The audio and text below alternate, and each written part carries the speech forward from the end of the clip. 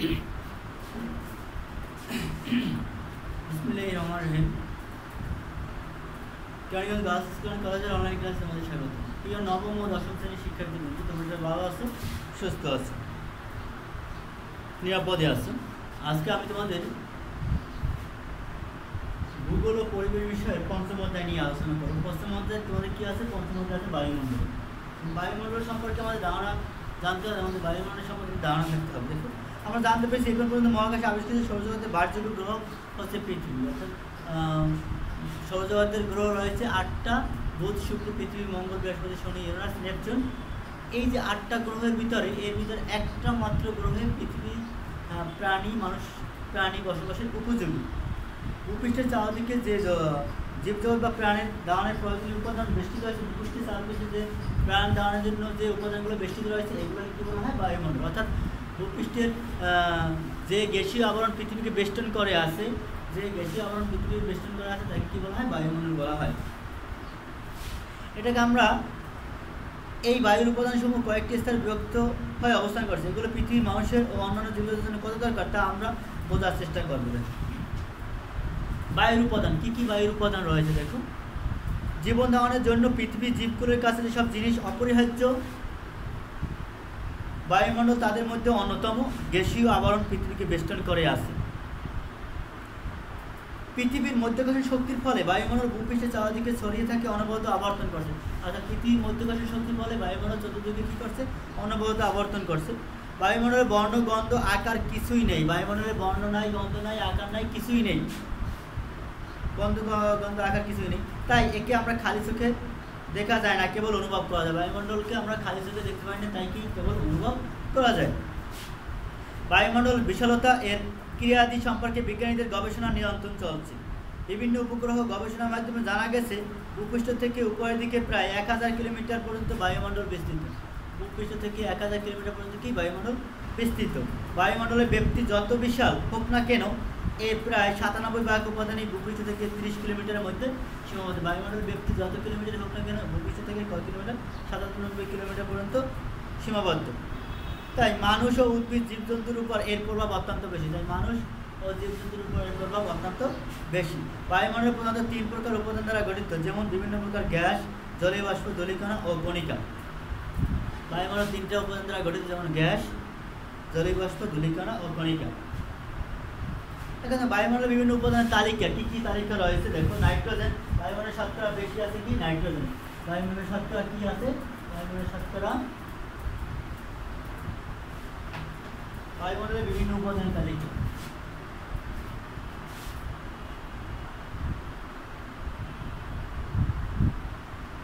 বায়ুমণ্ডলের বিভিন্ন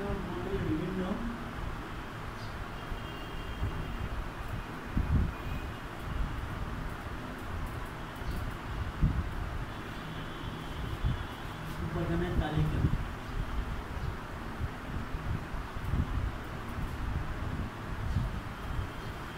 নাইট্রোজেন আছে কত? নাইট্রোজেন N2, নাইট্রোজেন আছে 78.02। অক্সিজেন আছে 20.71। তারপর আর্গন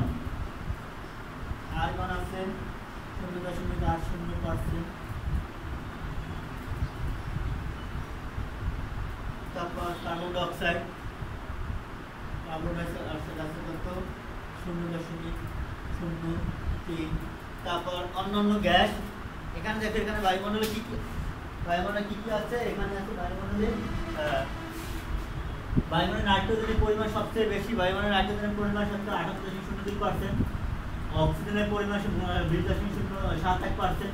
আর্গনের পরিমাণ 0.80%। কার্বন ডাইঅক্সাইডের পরিমাণ 0.00%। অন্যান্য গ্যাস যেমন কি helium, krypton, xenon, ozone, methane, nitrogen oxide আছে মাত্র 0.02%। জলীয় বাষ্প আছে কত? 0.41%। ধূলিকণা এবং কণিকা আছে 0.01%। মোট সবগুলো যোগ করলে কত হবে? মোট হবে 100%। সবচেয়ে বেশি আছে কোনটা? নাইট্রোজেন। দ্বিতীয় অবস্থানে আছে কি? অক্সিজেন। বায়ুমণ্ডলে নানান গ্যাস ও বাষ্পের সমন্বয়ে গঠিত হলো। এর প্রধান উপাদান দুটি, নাইট্রোজেন এবং অক্সিজেন। আয়তনের দিক দিয়ে এই দুটি গ্যাস শতকরা 98.73 ভাগ স্থান দখল করে আছে। আয়তনের দিক থেকে এই দুটো প্রায় 98 দশমিক, দেখো এই দুটো যোগ করলে কত হয় 3.98.73% এই দুইটা স্থান দখল করে আছে। বাকি শতকরা 1.27 ভাগ অন্যান্য গ্যাস, জলীয় বাষ্প, ধূলিকণা রয়েছে। জীবজগতে পরস্পর অক্সিজেন, কার্বন ডাইঅক্সাইড গ্রহণ ও ত্যাগের মাধ্যমে বেঁচে আছে। ওজোন গ্যাসের স্তর বায়ু, সূর্য থেকে আসা অতি বেগুনি রশ্মি শোষণ করে জীবজগৎকে রক্ষা করছে। বায়ুমণ্ডলে স্তরের মধ্যে বায়ুমণ্ডলের স্তর হচ্ছে 5টা: troposphere, stratosphere, mesosphere, thermosphere, exosphere. এই 5টা স্তরের ভিতরে দ্বিতীয় স্তরে স্ট্রাটোস্ফিয়ারের মধ্যে কী আছে? ওজোন স্তর আছে। এই ওজোন স্তর সূর্যের অতি বেগুনি রশ্মি শোষণ করে পৃথিবীতে প্রাণী বসবাসের উপযোগী করে তুলেছে। বায়ুমণ্ডলের স্তর বিন্যাস ও বৈশিষ্ট্য।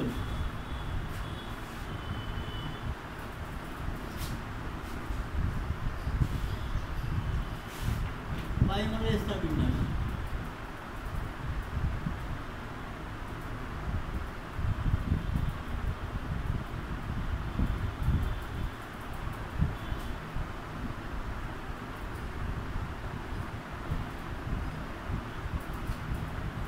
বায়ুমণ্ডলের স্তর বিন্যাস ও বৈশিষ্ট্য। দেখো, বায়ুমণ্ডল যে সমস্ত উপাদান দিয়ে গঠিত তাদের মধ্যে প্রকৃত বৈশিষ্ট্য উষ্ণতার পার্থক্য অনুসারে ভূপৃষ্ঠ থেকে উপরের দিকে পর্যায়ক্রমে 5টি স্তরে ভাগ করা হয়েছে। বায়ুমণ্ডলের যেসব বৈশিষ্ট্য, প্রকৃতি ও উপস্থিত বৈশিষ্ট্য তার ভিতরে এই বৈশিষ্ট্যগুলোকে 5টি ভাগে ভাগ করা হয়েছে। কী? ট্রোপোস্ফিয়ার, স্ট্রাটোস্ফিয়ার, মেসোস্ফিয়ার, থার্মোস্ফিয়ার এবং এক্সোস্ফিয়ার। এখানে বাংলায় বলছে ট্রোপোমণ্ডল, স্ট্রাটোমণ্ডল, মেসোমণ্ডল, তাপমণ্ডল, এক্সোমণ্ডল। এগুলো কিন্তু স্তরগুলো প্রথম 3টি স্তর সমমণ্ডল, পরবর্তী দুটো বিষমণ্ডল। উপরিত এই যে 5টা মণ্ডলের ভিতরে প্রথমগুলো হচ্ছে সমমণ্ডল, পরবর্তীগুলো হলো কি বিষমমণ্ডল।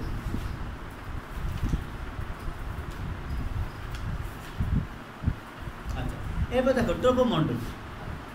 ট্রোপোমণ্ডল কি? বায়ুমণ্ডলের স্তর বিন্যাস কত ভাগে ভাগ করা হয়? এর 5টি ভাগে ভাগ করা হয়। 5টি ভাগে ভাগ করা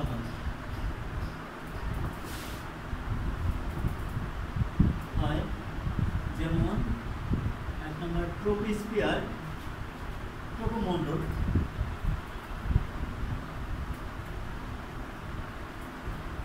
2 নম্বরে স্ট্রাটোমণ্ডল।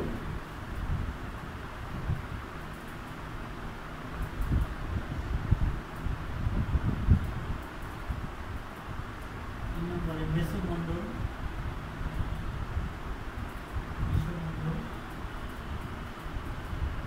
4 নম্বরে তাপমণ্ডল। 5 নম্বর এক্সোমণ্ডল।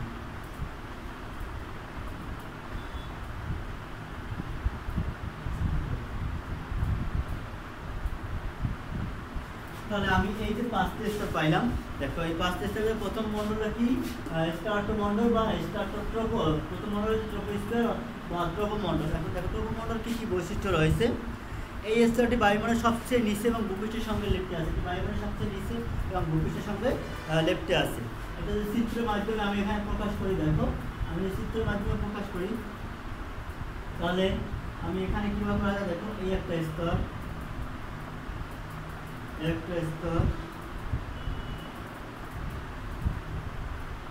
ট্রোপোস্ফিয়ার, স্ট্রাটোস্ফিয়ার, মেসোস্ফিয়ার,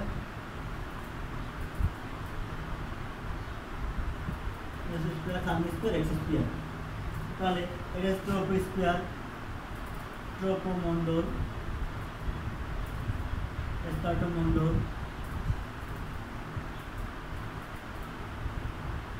মেসোমণ্ডল, তাপমণ্ডল,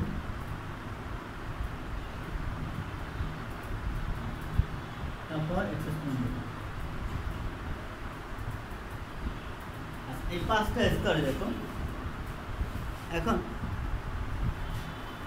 এখানে মেঘ, বৃষ্টিপাত, বজ্রপাত, বায়ুপ্রবাহ, ঝড়, তুষারপাত, শিশির, কুয়াশা সবকিছুই এই স্তরে হয়ে থাকে। এখানে মেঘ, বৃষ্টিপাত, বায়ুপ্রবাহ সবকিছু স্তরে হয়ে থাকে। ট্রোপোমণ্ডলের শেষ প্রান্তের অংশটির নাম ট্রোপোবিরতি। এই স্তর থেকে ভূপৃষ্ঠ থেকে নিরক্ষীয় অঞ্চলে প্রায় 16 থেকে 19 কিলোমিটার এবং মেরু অঞ্চলে প্রায় 8 কিলোমিটার পর্যন্ত বিস্তৃত। ট্রপোমণ্ডলের বৈশিষ্ট্য: ভূপৃষ্ঠ থেকে উচ্চতা বৃদ্ধির সঙ্গে সঙ্গে বায়ুর ঘনত্ব কমতে থাকে, উষ্ণতা কমতে থাকে। সাধারণত প্রতি 1000 মিটার উচ্চতায় 6 ডিগ্রি সেলসিয়াস তাপমাত্রা হ্রাস পায়। অর্থাৎ প্রতি 1000 মিটার উচ্চতায় এর তাপমাত্রা কয় ডিগ্রি কমতে থাকে? 6 ডিগ্রি কমতে থাকে।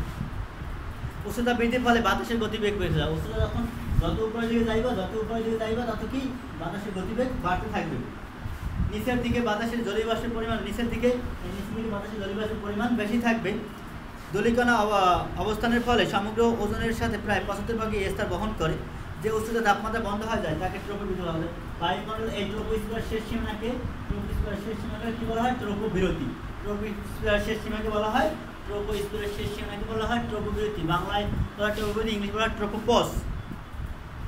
আচ্ছা, এরপরে দেখো, এরপর হচ্ছে স্ট্রাটোস্ফিয়ার বা স্ট্রাটোমণ্ডল। ট্রপোবিরতির উপরের দিকে প্রায় 50 কিলোমিটার পর্যন্ত বিস্তৃত ট্রপোমণ্ডল নামে পরিচিত। অর্থাৎ ট্রপোস্ফিয়ারের উপরে প্রায় 50 কিলোমিটার পর্যন্ত বিস্তৃত কি বলা হয়? স্ট্রাটোমণ্ডল বা স্ট্রাটোস্ফিয়ার বলা হয়। স্ট্রাটোমণ্ডল মেসোমণ্ডলের মধ্যবর্তী অঞ্চলের তাপমাত্রা স্থিতিস্থাপক বা স্ট্রাটোবিরতি বা স্ট্রাটোপজ নামে পরিচিত। অর্থাৎ স্ট্রাটোমণ্ডলের শেষ সীমানা এবং মেসোমণ্ডলের প্রথম শুরু, এই যে স্তরটাকে কি বলা হয়? স্তরটাকে বলা হয়, অর্থাৎ স্ট্রাটোমণ্ডলের শেষ সীমাকে বলা হয় স্ট্রাটোবিরতি বা স্ট্রাটোপজ। এই স্ট্রাটোমণ্ডলের মাঝখানে একটা স্তর আছে, এটা হচ্ছে ওজোন স্তর। ওজোন স্তর সংক্ষেপে বলা হয় O3। এই ওজোন স্তরটা দেখো, ওজোন স্তরটা কি করে? সূর্যের অতি বেগুনি রশ্মি শোষণ করে, পৃথিবীতে প্রাণী বসবাসের উপযোগী করে তোলে। অর্থাৎ পৃথিবীর সূর্য থেকে যে আল্ট্রাভায়োলেট রেসটা আছে এটাকে শোষণ করে, পৃথিবীর বসবাসের উপযোগী করে তোলে। এই স্তরে বায়ুতে অতি সূক্ষ্ম ধূলিকণা ছাড়া কোনো রকম জলীয় বাষ্প থাকে না। এই স্তরে বায়ুতে অতি সূক্ষ্ম ধূলিকণা ছাড়া কোনো রকম কি থাকে না? জলীয় বাষ্প থাকে না। ফলে আবহাওয়া থাকে শান্ত ও শুষ্ক। ফলে কি? এই স্তরে আবহাওয়া থাকে শান্ত ও শুষ্ক। এখানে কি? এই স্তর দিয়ে জেট বিমান চলাচল করে। স্ট্রাটোমণ্ডলের অন্যতম বৈশিষ্ট্য কি? এই স্তর দিয়ে জেট বিমান চলাচল করে।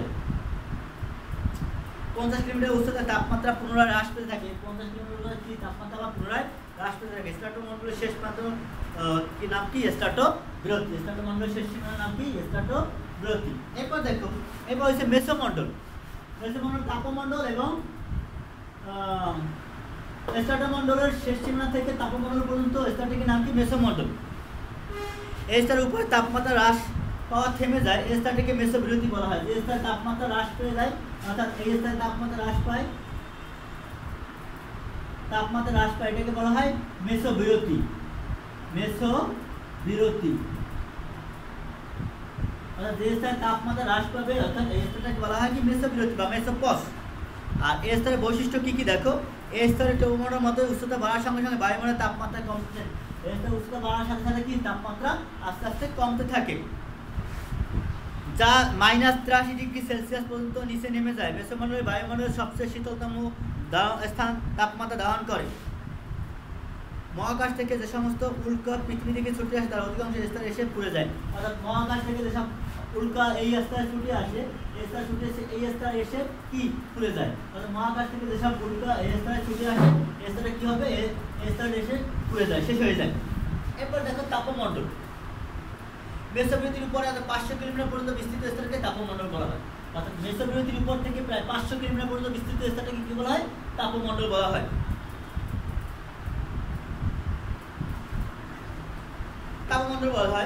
তারপর কি? এই মণ্ডলে বায়ুস্তর অত্যন্ত হালকা ও চাপ ক্ষীণ। বায়ুমণ্ডলের তাপমণ্ডলের নিম্ন অক্ষাংশকে অয়নমণ্ডল বলা হয়। অর্থাৎ এই তাপমণ্ডলের নিম্ন অংশকে বলা হয় অয়নমণ্ডল বলা হয়। এখন দেখো এর বৈশিষ্ট্য কি? এই বৈশিষ্ট্য হলো দেখো, এই স্তরে বায়ুমণ্ডলের তাপমাত্রা অত্যন্ত দ্রুত হারে বৃদ্ধি পেয়ে যা 1480 ডিগ্রি সেলসিয়াস পর্যন্ত বৃদ্ধি পায়। এই স্তরের তাপমাত্রা দ্রুত বৃদ্ধি পেয়ে প্রায় 1480 ডিগ্রি সেলসিয়াস পর্যন্ত তাপমাত্রা হয়। বায়ুমণ্ডলের উপরের তাপমাত্রার পরিমাণ প্রায় স্থির থাকে। এর উপরে অবস্থা কি? তাপমাত্রা প্রায় স্থির থাকে। তীব্র সৌরবিকিরণের রঞ্জন রশ্মি অতিবেগুনি রশ্মির সংঘাতে এই অংশে অয়নযুক্ত হয়।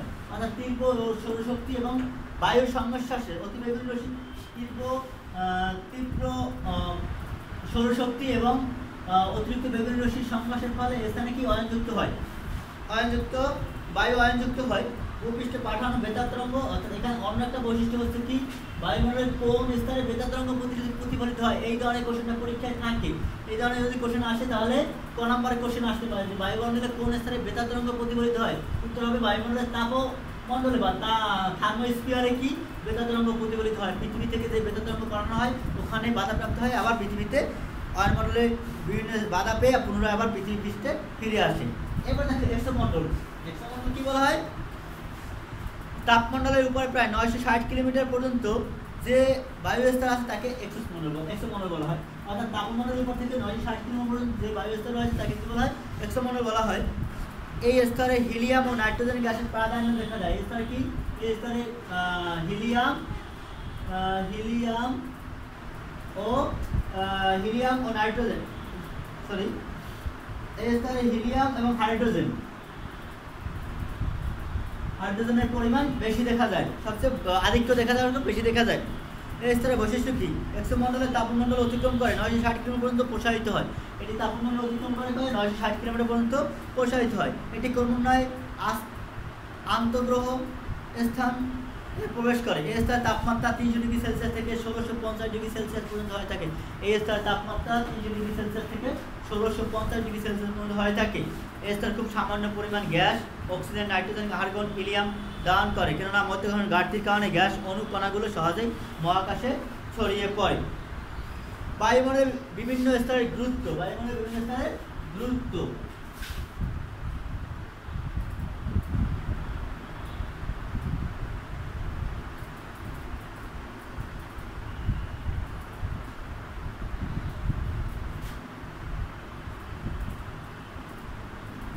বায়ুমণ্ডলের বিভিন্ন স্থানের গুরুত্ব কি কি দেখো। বায়ুমণ্ডল ছাড়া যেমন কোনো শব্দতরঙ্গ স্থানান্তরিত হয় না, তেমনি ভূপৃষ্ঠের থেকে পাঠানো বেতার তরঙ্গ বাহনে বাধাপ্রাপ্ত হয় পৃথিবীতে ফিরে আসে। অর্থাৎ বায়ু তরঙ্গ ছাড়া বায়ু স্তর ছাড়া কোনো কি শব্দতরঙ্গ প্রবাহিত হয় না এবং বেতার তরঙ্গ প্রতিফলিত হতো না যদি এই বায়ুস্তর না থাকতো। 2, দ্রব্যমণ্ডল ছাড়া কোনো আবহাওয়া সৃষ্টি হতো না। দ্রব্যমণ্ডল ছাড়া কোনো আবহাওয়া সৃষ্টি হতো না, বৃষ্টি হতো না, জীবজন্তু বসবাস করতে পারতো না। এরপর দেখো, মেঘ, বৃষ্টি, কুয়াশা কিছু সৃষ্টি হতো না, শস্য বন্যময় প্রয়োজনীয় বৃষ্টি হতো না। পৃথিবী বায়ুমণ্ডলের স্তর না থাকায় আনুগত উল্কাপিণ্ড অধিক পরিমাণ বিকাশ। অর্থাৎ পৃথিবীতে যদি বায়ুমণ্ডলের স্তরগুলো না থাকতো তাহলে কি হতো? এই যে উল্কাপিণ্ড পৃথিবীতে এসে পৃথিবী ধ্বংস করে দিত, অথবা এই যে ওজোন স্তর অতিবেগুনি শোষণের যদি না করতো তাহলে পৃথিবীর প্রাণীকুল বসবাস করতে পারতো না, সব পুরে সারকার হয়ে যেত। অতিবেগুনি প্রবেশ করার প্রাণীকুল বিনষ্ট করতো। বায়ুমণ্ডলে স্তরসমূহ না থাকলে পৃথিবীর জীবের অস্তিত্ব থাকতো না, বরং পৃথিবীর উপরে চাঁদের মতো মরুময় হতো। অর্থাৎ বায়ুমণ্ডলে যদি এই স্তরগুলো যদি বায়ুমণ্ডলের স্তরগুলো যদি না থাকতো, এই স্তরগুলো যদি না থাকতো তাহলে পৃথিবীতে কোনো রকম প্রাণী বসবাস করতে পারতো না। পৃথিবীর প্রাণী পুরে পৃথিবীতে সূর্যের অতিরশ্মির কারণে প্রাণীকুল পুরে সারকার হয়ে যেত, এখানে কোনো প্রাণী বসবাস করতে পারতো না। তাহলে দেখো, আমি এই যে বায়ুমণ্ডল নিয়ে যেটা আলোচনা করছি, এখন এখান থেকে তোমার বাড়ির কাজ কি থাকতে পারে দেখো। বাড়ির কাজটা তুলে নাও, বাড়ির কাজটা তুলে নাও দেখো।